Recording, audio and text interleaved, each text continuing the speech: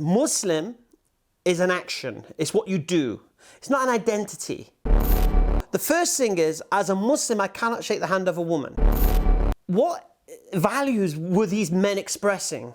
Were they expressing Islamic values? No. Now, were they expressing British values? Stop raping girls. Stop grooming girls. We live in 21st century Blighty, 21st century Great Britain. How can we have 1,400 girls in Rotherham, 1,000 girls in Telford, neglected, thrown away? No one cared about them.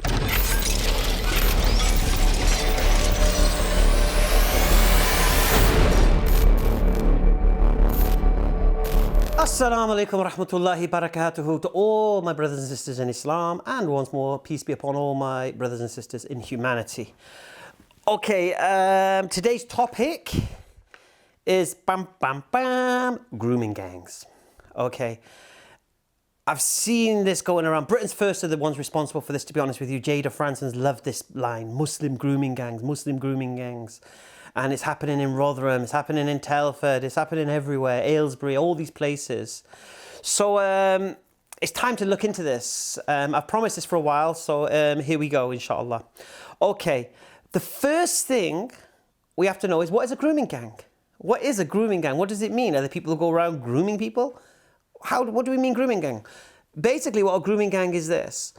It's a group of men, starts off maybe with one individual, who will seek out a vulnerable girl. And when he's found his victim, he will then behave in a manner showing love to that girl, in the sense of giving her gifts. Then he may offer alcohol, cigarettes and such. Once he gains that girl's trust, that's when he'll move in and invite friends and such. And before we know it, we have a girl who is a victim of a gang who are abusing and raping her and plying her with alcohol and drugs. This is what a grooming gang, this is how, the grooming is the sense of, it starts off as nice, lovey-dovey, friendly, showing a bit of caring for her, and then they slowly slip into the grip of these people, thinking, I mean, you could even call it Stockholm Syndrome, where they truly believe these people love them, because they're giving them gifts of alcohol and giving them free drugs and such. But then by the time they get down to what happens at the end, it's too late, they're gone. So this is a grooming gang. This is what they do, and it doesn't just happen with Muslims. It happens through schools. It happens through care homes. It happens in all sports. We found it in football. We found it in athletic. We found it. We know it happens. Yeah, we know, actresses, young actresses who want to be stars, they're preyed upon by men who can offer such things that they think they have some kind of advantage or some kind of love from this people. Okay, so this is a grooming, but we're going to stick specifically to these Muslim grooming gangs because that's the one that Jada Franson bangs on about. She doesn't worry about if white men are raping girls. She only cares about brown men that rape girls. So we'll focus on that. Okay, first of all, Muslim grooming gang. Okay, first of all, this doesn't make any sense. Muslim is an action. It's what you do. It's not an identity. Okay, if you do Islam, you're a Muslim. I get that. Okay, now when you call someone a Muslim grooming gang, you're implying that the people who do this act are acting in the name of Islam or acting according to the teachings of Islam, and this couldn't be farther from the truth.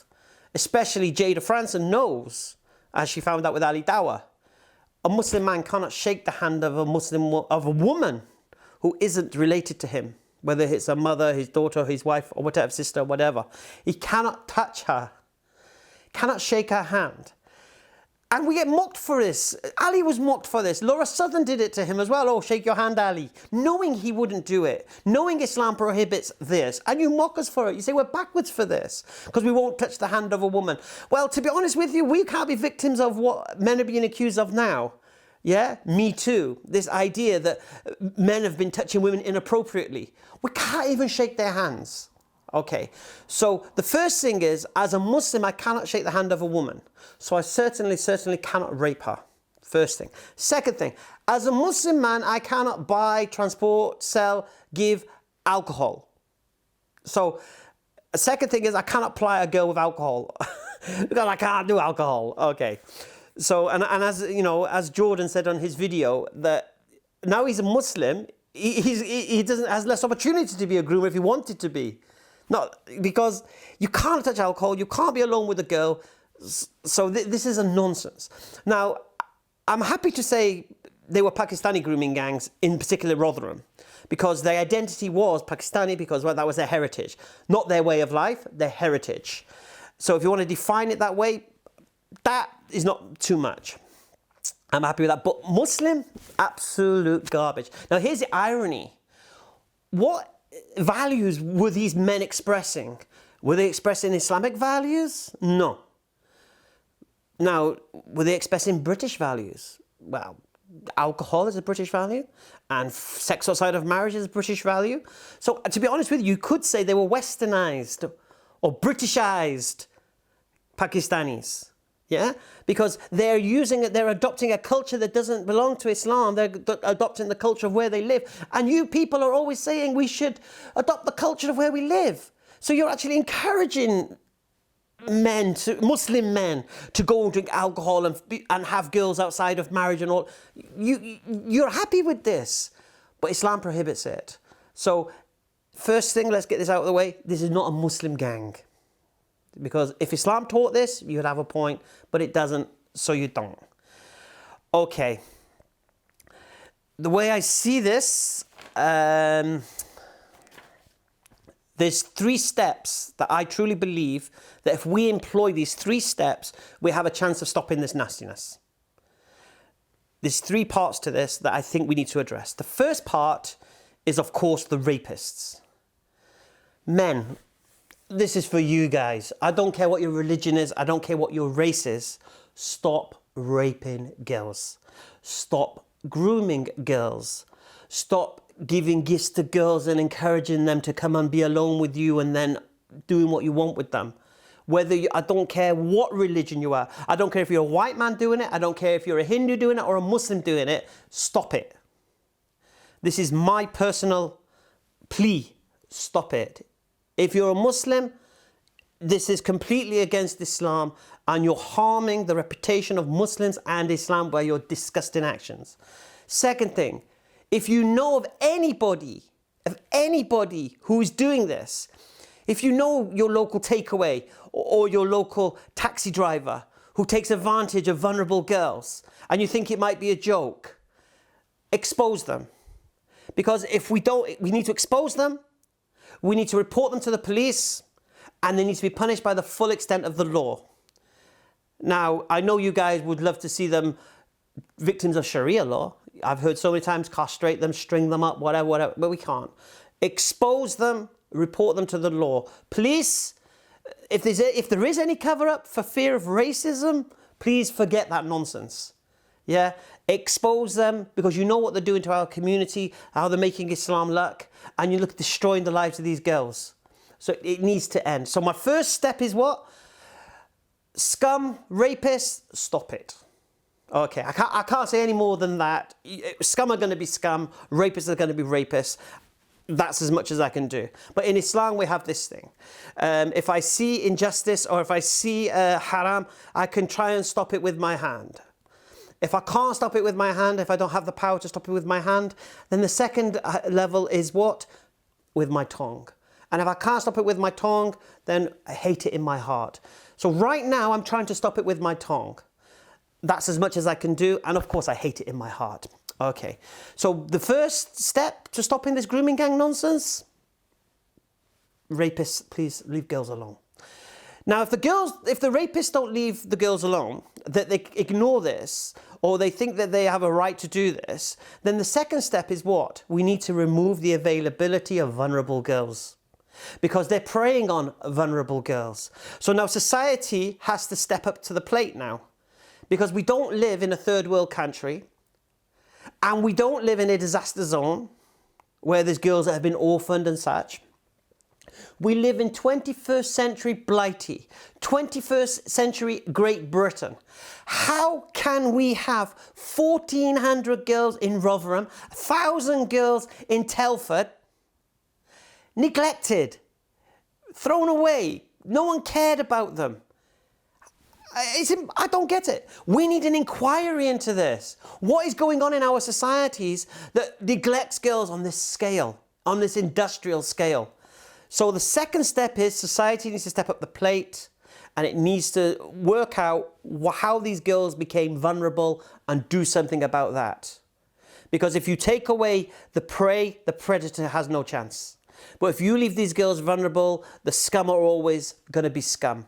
Now, I've heard it said that these scumbags only prey on white English girls because they're seen as trash because they're not Muslim. Utter garbage. I'll explain it again to you. Vulnerability here is the key. When a girl is vulnerable, this is what the predator will prey on.